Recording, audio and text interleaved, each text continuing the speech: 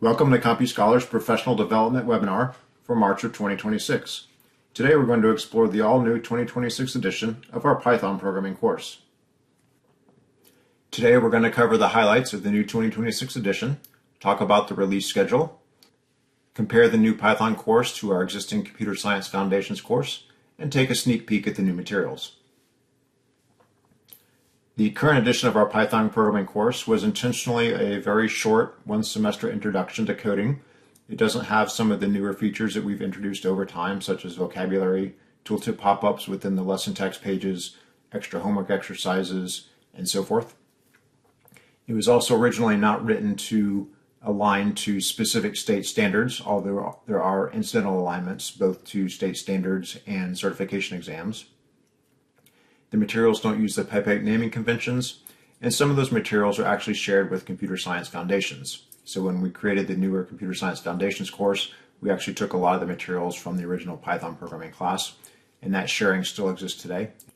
And so one of our goals as we write the new course is to diverge the materials apart from Computer Science Foundations, so we have two independent courses.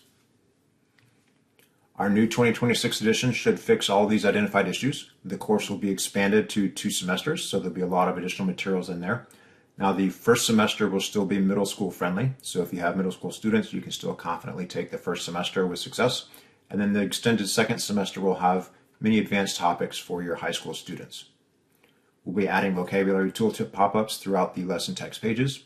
We're adding homework exercises to each chapter. And the overall scope and sequence will be similar to our C# and Java programming courses. So you'll get immediate support for many common state standards like Computer Science 1 or Introduction to Coding. The course will also have new materials to support 100% alignment to the PCEP certification. So if that's something you want your students to chase, then you'll be very interested in the new course. We use Pipette naming and coding standards throughout, and the material is essentially rewritten, so we won't be sharing any lesson text content or exercises or videos or assessment questions or anything like that with the Computer Science Foundations course. So your students can confidently take both of those courses in a sequence if they want to, without any repetition. As I mentioned, the first semester will remain middle school friendly. So if you're looking for an introductory coding class for your middle school students, the first semester of the new Python programming class is still a great fit. We'll cover many of the fundamentals of programming languages, working with data and variables, talk about making decisions, creating your own functions, writing loops and managing lists, and that sort of thing.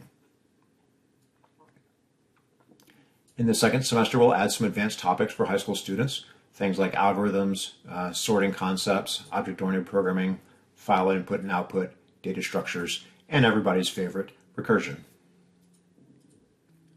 The new course will have many supplemental chapters as well, similar to our C# and Java programming classes, with many enrichment topics. So we do have 2 courses that use the Python language, and so let's spend a moment just to compare and contrast them. Our Computer Science Foundations course is intentionally aligned to AP Computer Science Principles, so it covers those introductory topics as well as some related topics.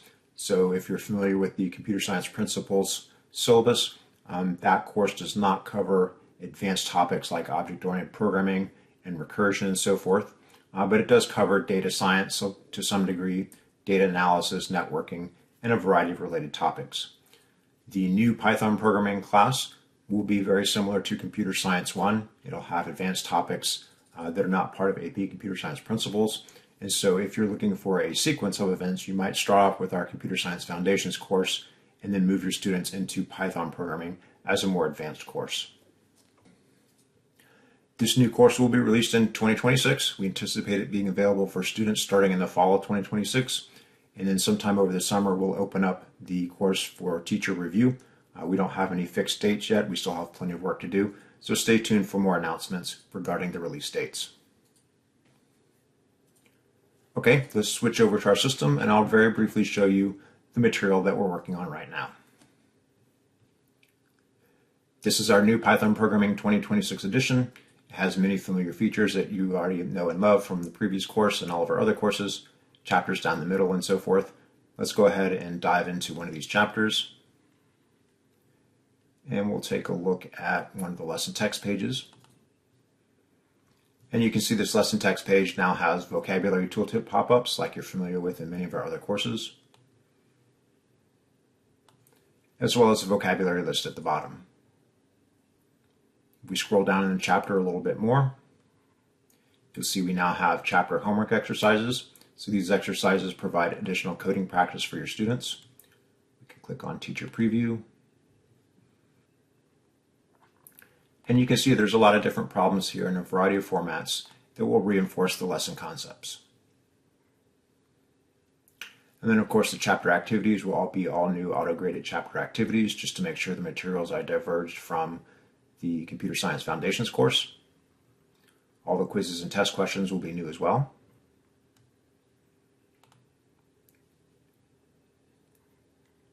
And back out on the main table of contents, if we scroll down, you can see we'll now have a midterm project and then an entire second semester with many of the more advanced concepts. Team project at the end, chapters on using Python on your own computer with graphical applications, and then a variety of supplemental chapters as well. And then lastly, I'll point out we will have a supplemental chapter with some materials that are dedicated for PSEP exam preparation. So if your students are looking forward to the PSEP certification exam, this chapter will come in handy. That's a super quick tour of our new Python programming course. I hope you're as excited about it as we are. We still have plenty of work to do, but look forward to more announcements with release information over the summer of 2026. Thanks for watching.